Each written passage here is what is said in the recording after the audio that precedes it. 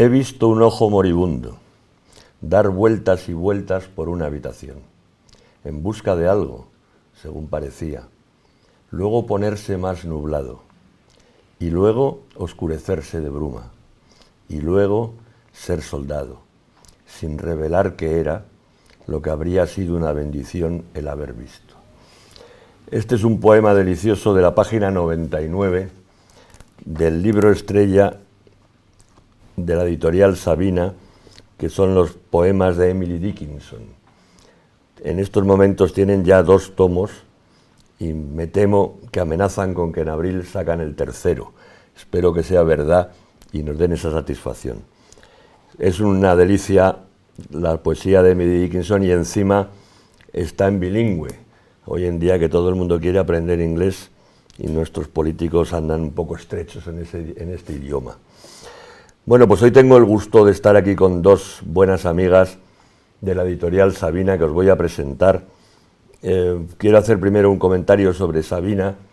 Es una editorial pequeña, selecta, con buenos títulos de calidad, con cosas sorprendentes y por supuesto, como todos los pequeños, igual que nosotros en nuestra librería en la Dama Boba, pues unos locos, claro, porque esto de tener estas pequeñas cosas de la cultura, hay que tener mucha afición, que dice un amigo mío, porque si no, no es comprensible.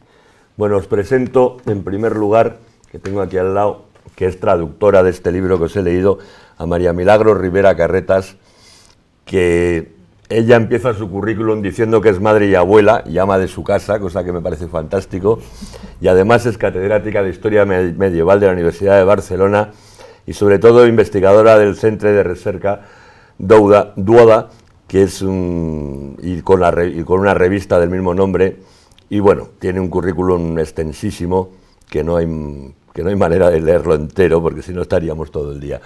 Bienvenida, querida María Milagros. Gracias, Pedro. Cuéntame cómo te acercaste a Emily Dickinson. Pues yo estudié filología inglesa, además de historia, entonces sí que conocía a Emily Dickinson por haberla estudiado en la facultad. Pero a la grandeza de Emily Dickinson me llevó la relación con Ana Mañero. La idea y el deseo, sobre todo inicial, de traducir la obra completa, que ella al principio no quería para publicar, sino para su propio placer, pero de traducir la poesía de Emily Dickinson ha sido suya, y ella empezó un trabajo muy largo de varios años y solo en un momento determinado nos juntamos las dos a ello, ¿verdad? Pero, ¿por qué? Pues por su grandeza. Realmente 1786 poemas suyos, con seguridad, y todos te dicen algo nuevo. Realmente no repite y te extrañas, dices, ¿cómo es posible que sigues y sigues y sigues? Y no es solo la evolución personal, que también está, hay un cambio cuando ella llega a los últimos años de su vida, pero es un sentido de la grandeza femenina que te engancha y sigues y lees y no te los puedes aprender nunca de memoria, en fin, es una mina. Bueno, Sabina es una editorial de mujeres fantásticas, todas unidas, todas muy feministas, pero muy mujeres, ¿no? Como digo yo, siempre hay... os voy a presentar a Carmen Oliart, que es una de las socias de Sabina, que es socióloga, además de editora, y sobre todo es presidenta de Women's Link, que es una organización internacional de derechos humanos que favorece los derechos de las mujeres y de las niñas. Cuéntame cómo os metisteis en la locura tan tremenda de montar una editorial, ¿no? Bueno, hay que tener muchas ganas hoy en día para abrir una editorial pequeñita, salvo que seas Planeta o seas uno de los grandes con mucho dinero, ¿no?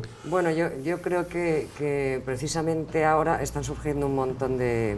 unas cuantas editoriales pequeñitas y que la especialización en calidad o en temas es lo que permite que existan y que haya una diversidad cultural y que no todos tengan que ser Planeta. A mí no me gustaría ser Planeta, pero... Pues yo es que me he incorporado a Sabina Editorial hace 1 año y pico, ¿no? Y estaba escuchando a Milagros, esto ocurrió por casualidad con ese libro, o sea que Emily Dickinson a la que yo no conocía, sabía quién era de nombre, pero no había leído en profundidad, fue el nexo con Sabina Editorial a través de Ana Mañeru. Ahora es una autora que no solo admiro muchísimo, que me da un montón de satisfacciones y que es, digamos, la joya de la corona de la editorial y de la que podemos seguir tirando del hilo. Yo de hecho escribo un blog quincenal en la web de la editorial que es todo alrededor de Emily Dickinson y bueno, me ha dado una grandísima satisfacción, que es poder entrar en esta aventura de locas, como tú dices. Hay que tener mucha pasión y mucho entusiasmo por lo que haces y estar convencido de que esto es una labor importante, además, ¿no? Contarme las dos, tenéis cosas fantásticas, hay cuentos para niños, sobre todo tenéis una colección de cuentos de Clarice Lispector, que es otra escritora de culto, es una brasileña maravillosa, que la gente no sabe además que tiene este tipo de pequeños cuentos para niños. ¿Cómo hacéis la selección de autores o por qué decidís que vais a publicar a alguien, ¿no? Siempre mujeres. Sí, bueno, tiene como un lema Sabina Editorial que es traer al mundo libertad femenina, ¿no? Esto viene por afinidades personales. La editorial, cuando empezó a publicar en el 2008, que salió además en plena crisis financiera, con mucha valentía, tenía varios focos de atención. Uno era Emily Dickinson, por supuesto, a la que, como ha dicho Milagros, Ana en principio no pensaba publicar y tardó unos años en publicar el primero. Otro eran los libros. Hay 4 líneas ahora mismo, 4 colecciones. Emily Dickinson, poesía, y algún otro libro de poesía. Dos líneas de la colección infantil, que son los cuentos de Clarice Lispector, que es una escritora maravillosa, otra escritora sorprendente, fantástica, poco conocida, y menos conocida todavía en su faceta de... Estos son los cuentos que ella escribió para sus hijos y que nosotras hemos publicado en unos álbumes ilustrados, en un libro ilustrado de muchísima calidad, porque lo que tiene que distinguir, yo creo, a una editorial tan pequeña que no puede competir con las medianas ni con las grandes es, en nuestro caso, una selección de autoras y la calidad de las publicaciones, ¿no? Hay otros que eligen otro camino y cada uno intentamos encontrar nuestro hueco. Otra pata son libros sobre educación, filosofía de la educación. Milagros es autora de uno de ellos. Sí. Porque también 2 de las socias fundadoras venían de la enseñanza y su preocupación era que no encontraban textos que ampliaran la visión de lo que enseñaban, de los alumnos. Y hay 4 libros editados en esa sección que llamamos Educare. Y tenemos la otra parte de Emily Dickinson, es una selección de biografías históricas para jóvenes que enlaza con el tema de la educación, que tenemos por ejemplo, de Hipatia de Alejandría, de Luisa Muraro, que es una filósofa y autora italiana estupenda, y que acabamos de sacar en diciembre de Teresa de Jesús, que es una delicia de libro, que por casualidad lo ha escrito María Milagros, que ha conseguido, para mí esto era dificilísimo, una adaptación de la vida y la obra de Teresa de Jesús para jóvenes, pero que les encanta también al público adulto, y además poniendo énfasis en lo revolucionaria que era Teresa de Jesús y en cómo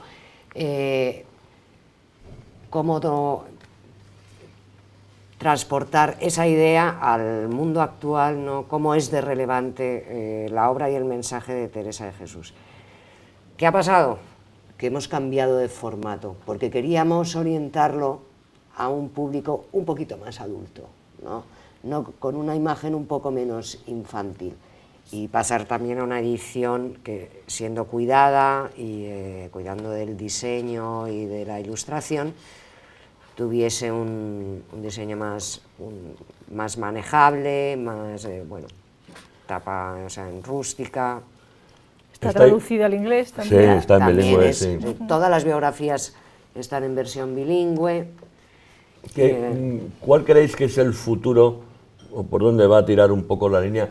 ¿Creéis más en el libro de bolsillo? Es decir, yo soy un firme creyente, yo siempre digo lo mismo, en los años 50, cuando apareció la televisión, el comentario internacional era que desaparecía la radio, ¿no? Sí. Bueno, ahí están las radios, ¿no? Quiero decir que no parece que hayan acertado los gurús, ¿no? Cuando salió el ebook, todo el mundo dijo, han desaparecido los libros. Bueno, yo soy un firme creyente que los libros no van a desaparecer nunca, ¿no? Además, la tendencia demuestra en los 2 últimos años que la venta de ebooks y de dispositivos se estanca, incluso en un mercado maduro como Estados Unidos está en un tope de 20-25%. En España nunca ha llegado a despegar por distintas razones, también porque las grandes editoriales que tienen el poder económico no han invertido en tecnología y no ofrecían la calidad suficiente. Sabina Editorial, por cierto, este libro está también en versión electrónica, sí. Y a partir de ahora habrá una serie de ellos que también haremos en versión electrónica, pero nuestra apuesta es por el libro en papel. ¿Y vosotros creéis, yo lo noto mucho en la librería, ¿verdad? Hay mucha gente que entra y te pregunta, oiga, ¿cuánto vale, sobre todo los últimos, ¿no? Sí. Un poco el bestseller, ¿cuánto vale el libro de tal? No voy a citar. Entonces les dices 24,90, ¿no? Y dicen, bueno, me lo pensaré, y se van, ¿no? Sí, porque es caro. Claro, es decir, yo creo mucho en este concepto, en el concepto del libro no caro, pero además cuidado, en contra del bolsillo, digamos, ya, ¿no? Ya. ¿Vosotros qué opináis de por dónde van a ir la línea editorial o los...? Bueno, la línea editorial va a ir... Aquí hay... con respecto a esta colección, que queremos seguir publicando títulos de mujeres, y también hombres en su caso, si llega, relevantes en la historia, que nos parece que se conocen poco y que hay que dar a conocer. Vamos a intentar hacer ediciones más baratas, por eso ya pasamos de la tapadura a la blanda también, para llegar a un público más amplio. Luego, en el caso de Emily Dickinson, va a haber 3 volúmenes, como los 2 que existen ya. Esto es un libro caro, porque es un libro exquisito, que además lleva un CD con todos los poemas grabados, y tengo que decir que es lo que llaman un long seller, o sea, es lo que vendemos más y no se acaba nunca de vender, ¿no? A partir de ahí... No, de hecho, puedo decir que hay mucha gente que entra en la librería dice, coño, te lo dice, dice, tenéis los de Emily Dickinson, es decir, se ha convertido en una especie de libro de culto, ¿no? Sí, bueno, sí, sí. No voy a exagerar, pero vamos, que es un libro muy conocido. Ah, sí, hombre, las estas de Emily Dickinson y tal, ya es una... Y porque es un libro fantástico, con una edición preciosa y cuidadísima. Pero a partir de ahí, yo con mis socias y Ana, y tenemos, yo creo, un filón. Entonces queremos sacar una serie, esto es una primicia, no sé si debería decirlo, pero... Dilo. Una serie de libros más pequeñitos, más asequibles para el gran público que no conoce a Emily Dickinson, más tirando a este formato de selecciones de poemas de Emily Dickinson, y que vaya saliendo. Esa fantástico. Antes decías que por qué mujeres, ¿eh? Y, a ver, mucho de la editorial, que era antes de que estuviera Carmen, pero en fin, se va a ser una cuestión de momento, nació de la relación con Duoda, con el pensamiento de la diferencia sexual que sobre todo el Centro de Recerca Duoda ha traído a la cultura de lengua castellana, ¿no? Entonces, ¿por qué mujeres, así abreviando? Porque hay una conciencia ya fuerte, que cada vez se ve más en el alumnado en la facultad cuando entra, de que el principio de igualdad nos ha hecho daño a las mujeres. Esta idea del siglo XX, que es una manera masculina de mantener dominio patriarcal, impidiendo precisamente la existencia espiritual, simbólica, libre de las mujeres. Entonces, ahí sabemos que tenemos un filón de lectura posible, de relación y de campo de hacer política, porque lo pide el propio feminismo. El feminismo está dividido desde el tiempo de Simone de Beauvoir. Nosotras somos las que no les gustó el segundo sexo, porque nunca quisimos ser el primero, ni tampoco el segundo, sino uno entre dos, ¿no? Entonces, aquí la mediación femenina, la búsqueda es realmente femenina, y con hombres que consideren su diferencia sexual, que la reconozcan como un valor político, es decir, que no quieran ocupar el sitio de las mujeres ni en la maternidad, ni que se embaracen ellos, ni cosas por el estilo, y tampoco en la escritura, ni en el pensamiento, ni en la acción política en general. Entonces, es un entre mujeres, no hay un contra hombres. Claro, yo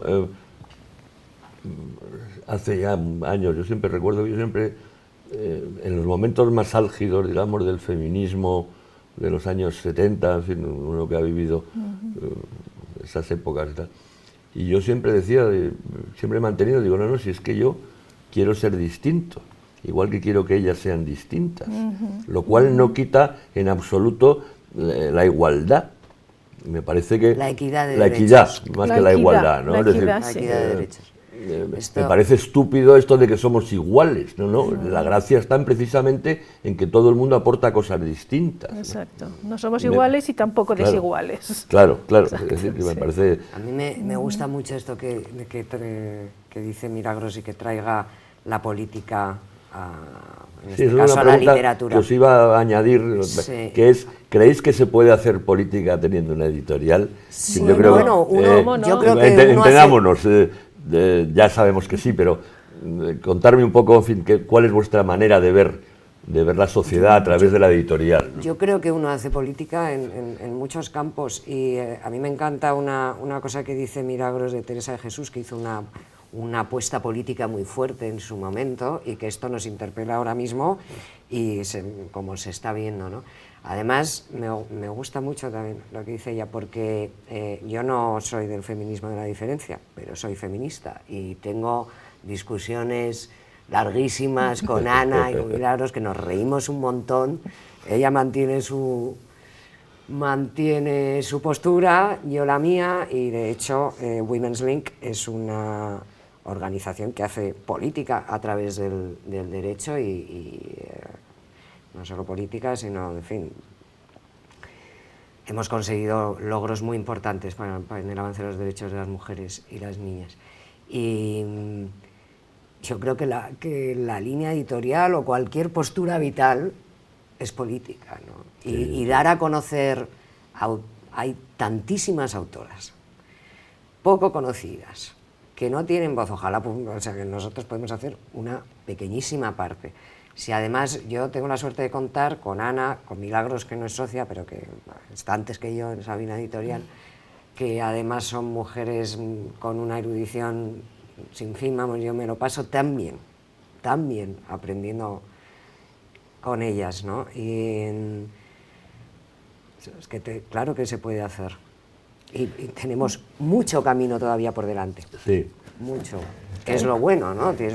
Eso, sin que, además de contar con los gustos literarios de cada una y con las decisiones editoriales, porque una cosa que queremos hacer en Sabina Editorial, que a mí me gusta mucho y creo que falta también ya pensando en la parte más comercial, que es una línea literaria que puede mezclar ficción y ensayo, y yo estoy pensando en autoras de principios del siglo XX, anglosajonas sobre todo, pero también poco conocidas, aunque han sido editadas, y en fin.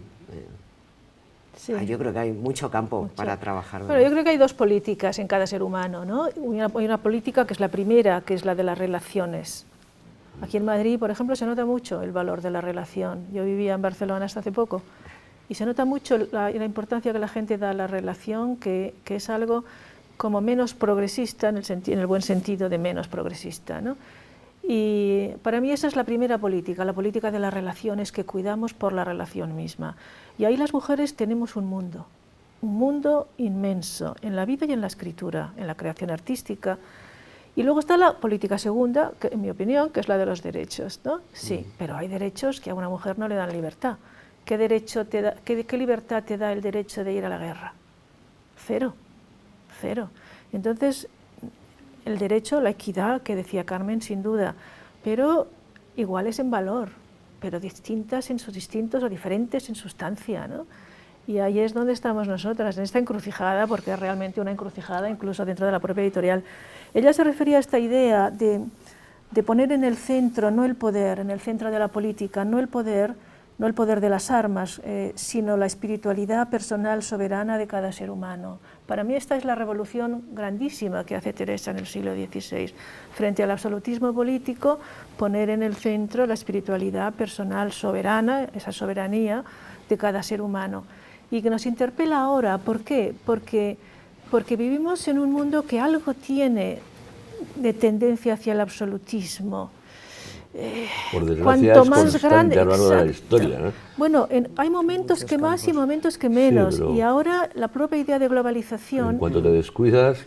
Sí, la propia idea de globalización, que es de finales del 20, ¿no? Tiene algo que ver con esa tendencia al absolutismo que Teresa vivió en primera persona.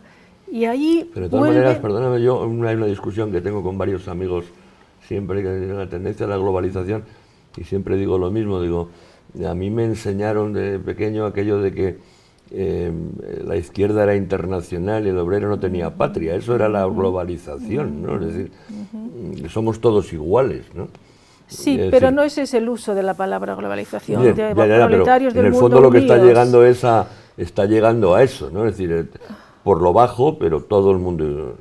Sí, y por lo bajo, que es lo grande y no lo personal. Sí, estamos de Y acuerdo. la espiritualidad personal, que la palabra espiritual yo sé que resina en el siglo XX sobre todo, más que en el XXI, sobre todo cuando trabajas con personas jóvenes lo ves, que buscan algo que no sea competitividad exclusiva, sino perfección, por ejemplo, como Teresa, ¿no? Entonces ahí ves la propia política en primera persona que se hace en Internet. ¿Quién empezó las primaveras árabes? Pues una chica en primera persona, ¿no? Entonces, ahí hay equivalencias, hay analogías entre el siglo XVI y el siglo XXI en las que se puede hacer mucha política pues publicando escritoras como puede ser Teresa de Jesús, y también desde luego Emily Dickinson. Emily Dickinson es la inmortalidad encarnada en ella misma. Está claro que sois unas Entonces, profundas enamoradas de Emily Dickinson. La palabra son de ella, la inmortalidad es una de las palabras. No, a mí me parece que más maravillosa. Yo he salen. leído, reconozco que no lo he leído todo, pero sí he leído, bueno, es que... he leído bastante en diagonal, como digo yo. Eso que coges una página un día y te la lees en la librería, ¿no? Vas leyendo, y la verdad es que es maravillosa, Mira, ¿no? Tiene hablando cosas preciosas. Hablando ¿no? de la gente joven, ayer mismo mi hijo tiene una amiga y venía de estar no tiene mucha, pero en fin, venía de estar en casa de una amiga y me dice, yo estaba terminando de escribir el post de ayer, y me dice, ¿sabes lo que tenía Abril en su casa cuando he llegado? Que estaba leyendo una edición bilingüe de Emily Dickinson, una chica de 17 años. ¡Qué fuerte! Y entonces pensé yo, otra lectora de Emily Dickinson, digo, dile que cuando salga el nuevo volumen se lo regalaré, porque hay que fomentar esto, que una chica de 17 años se esté leyendo un libro de Emily Dickinson. No supo decirme, porque yo le pregunté cuál edición era, y bueno, no tiene tanta importancia, pero esto me sorprendió, ¿no? Que esto dices tú, la globalización tiene muchas caras, es como Internet tiene muchas caras. ¿Qué ha pasado con esto de la democracia y la libertad total de la red? Esto no es verdad, esto está dominado por 3 grandes empresas tecnológicas, y quiere decir también que aunque los individuos pueden cargar contenidos en compartir contenidos que ellos mismos crean, hay toda una presión para que los contenidos sean de un tipo. O sea, esto realmente estamos en manos de unos pocos. Hay esta falsa idea de que esto es la libertad total, y ahí entramos también en el mundo o en el tema de las descargas Bueno, ilegales o piratas y el daño que está haciendo a los creadores, no solo el mundo del libro, que desde luego, La música, sí. igual que lo está transformando todas para bien. pero de todas maneras, yo es que ahí discuto siempre y digo lo mismo, y yo soy como bien sabes, estoy a favor en contra de las piraterías, pero siempre digo lo mismo. Cuando empiezas a estudiar económicas, yo hice la carrera hace muchos años, lo primero que te enseñan es la curva de la oferta y la demanda, ¿no? Es el primero de GB, ¿no? Y lo que te dicen es que la curva y la oferta de la demanda se cortan en un punto que es el precio. En el momento en que tú ese precio lo pones por arriba, aparece el extraperro, la piratería, es decir, tiene usted que adecuarse. ¿Qué pasa con los días del cine a 3 euros? Están las salas llenas. Eso que decías es decir, tú, hay algún problema. La gente no piratea porque le guste piratear. La gente piratea porque no puede pagar lo que le está... o sea, la gente no es ladrona en sí misma, sino es que no me queda más remedio porque no me puedo permitir el lujo. Pero yo creo, hay de todo, ¿vale? Pero bueno, quiero decir... Hay dos pero cosas creo que con... hay un problema de adecuación Sí. al mercado, a las necesidades de la gente, de los precios. Es decir, yo creo que por eso sale el trabajo de contrabando. O sea, es decir, el extraperro siempre aparece, o la piratería siempre aparece cuando el precio no es acorde a la demanda. Yo creo que el libro es caro, pero tienes hasta que uno ve todo lo que cuesta hacer. No, estamos de acuerdo. Sí, pero en esto de la piratería de Internet también hay otro factor que influye, y es este concepto de cultura gratis. Entonces lo que no se está pensando es en los creadores que hay detrás. Estamos de acuerdo. Y hay creadores, implica desde el autor hasta el impresor, el maquetador. Claro que sí. Estoy hablando... Yo no estoy hablando de cultura gratis, estoy diciendo que hay que pagar, pero que hay que es pagar verdad. un precio que la gente acepte como razonable. Y la gente lo pagaría, estoy seguro que la gente pagaría encantada. Sí. El problema es que cuando tú no puedes pagar 6 euros, pues te ponen el cine a 3 o 8 euros que vale la pero entrada, que también es la una... gente va. ¿Por qué? Porque sí puede pagar 3, ¿no? Sí, pero yo creo que hay mucho de concepto Pero hay una económico. cuestión también de educación y de cultura ciudadana. Estamos de acuerdo. Y hay una pérdida de vida interior, una pérdida de vida del espíritu en el siglo XX, una pérdida muy grande, que no me refiero a los ritos de las iglesias, sino a la espiritualidad personal propia de cada cual. Y esa la hace crecer la lectura, lo que más, la lectura, el cine, el arte. Y eso está devaluado, parece que todo el mundo tenga que ser igual hacia abajo, y todo el mundo tiene espíritu, y todo el mundo quiere ir a la escuela y quiere ir a la universidad. Claro, pues a partir de ahí, la vida del espíritu hay que cuidarla, alimentándola con cosas de creación. A la vez está devaluada la creación. Parece que todo el mundo de lo mismo, que todo el mundo es igual, que la disparidad no existe. Pues sí que existe. La desigualdad no me gusta, la disparidad sí. Entonces ahí es donde el libro tiene, y el mundo de las creadoras y los creadores tiene un mal papel. Sí, a mí me parece que yo pues, me dedico a esto, creo que la lectura es la manera de crear un ser humano, ¿no? Claro. Es decir, tú no puedes tener en tu vida la cantidad de experiencias que puedes adquirir leyendo, ¿no? Sí, vamos, es imposible, ¿no? Es decir, y te da una visión y otras mentalidades, otras maneras. Siempre se ha dicho lo mismo que viajar quita el pelo de la dehesa, ¿no? En el fondo es lo mismo, ¿no? Es decir, cuando tú vas a la India dices, ahí va, pues hay otro mundo, ¿no? Pues cuando lees a Rudyard Kipling pues dices, ahí va, pues hay otro mundo, ¿no? Los cuentos de la Alta India, digo, te permite acceder y viajar a cosas que no vas a hacer habitualmente, ¿no? Y te abre el mundo, ¿no? No seríamos quienes somos sin los libros que hemos leído, ¿no? Yo por eso me siento tan afortunada de haber conocido a las socias de Sabina Editorial en un momento de mi vida más que podía entrar y dedicarme a ello. Pero voy a hacer un poquito de abogada del diablo con esto del mundo digital y de las formas de lectura. Las formas de lectura están cambiando y los chavales, o sea, lo que no puedes hacer, no te digo que adaptes, yo no voy a renunciar a editar los libros en la forma que me gustan, pero las formas de lectura también están cambiando y hay que considerar lectura otras cosas distintas a las que nosotros hacíamos. Y los chavales leen en distintos soportes dependiendo del contenido que lean. Igual que acceden a películas o a series o tal, en distintos soportes depende del momento. Y yo por lo que veo alrededor, yo tengo la suerte, mis hijos leen, pues porque, bueno, pues yo he leído mucho, su padre también, el libro en papel, ellos lo leen, aparte de los libros que les siguen mandando en el colegio en papel, lo consideran como un tiempo de ocio.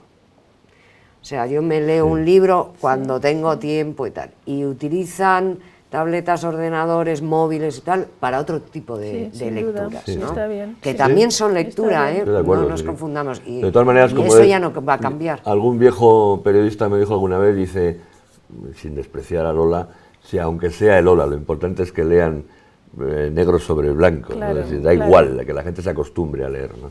Y aunque sea en digital, ¿no? Está bien, es decir, todo lo que sea...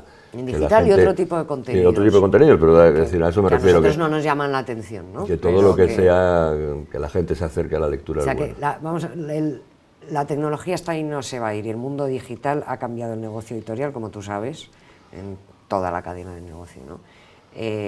No ha habido una hecatombe, ni yo creo que el libro en papel desaparezca de aquí hace muchos años, esto que anunciaban los gurús, y ya se está viendo, pero cada uno tiene que encontrar su nicho y adaptarse como pueda, en fin, pero Sí, hay yo que misma. tenerlo en cuenta. Yo misma un manual de instrucciones, ya no me lo leo más que en internet, lo prefiero Por porque ejemplo. tiene o un catálogo de algo que quieres comprar y que lo tienes que comprar online por lo que sea, Claro. prefiero cogerme el catálogo que mirarme el catálogo en papel, a no ser que sea una cosa artística, Sí, que necesite sí, unas sí. imágenes especiales, pero tiene una versatilidad para ese tipo de información, lo digital, que el papel no tiene, claro. ¿verdad? Y que Pero en llegas a- cambio la lectura que sirve a la vida es en Es papel. la reposada. Es en papel. Ahora sí. que hablaba de artistas, no hemos mencionado, hay otra línea de Sabina Editorial que son libros de artistas, que publicamos una cosita de Pat Carra, la dibujante o historietista, como se dice ahora,